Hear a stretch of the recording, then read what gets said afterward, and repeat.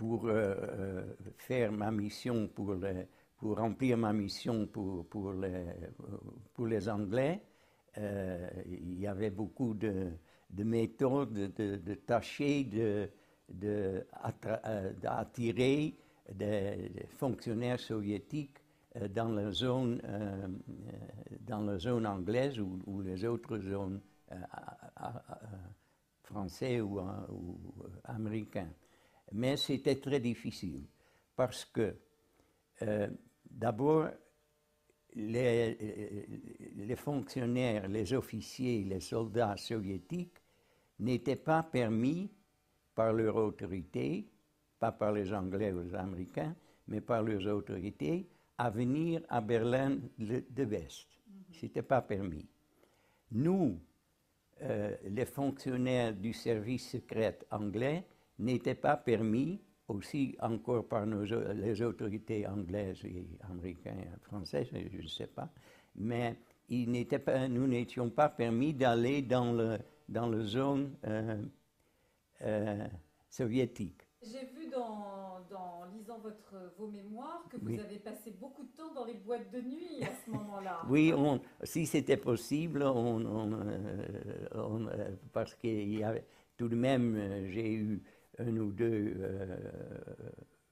officiels, c'était pas un officier, c'était un fonctionnaire russe qui est venu, qui a acheté des choses dans ce magasin, puis après j'ai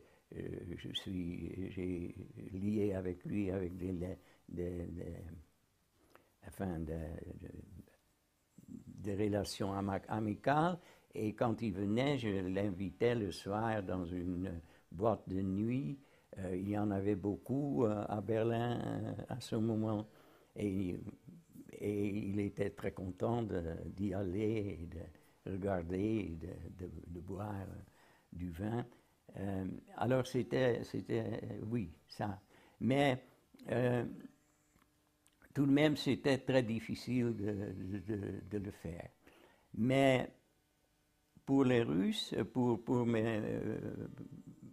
mes contacts avec les vis-à-vis russes, bien j'allais simplement le soir dans le métro, dans la zone, dans le secteur soviétique.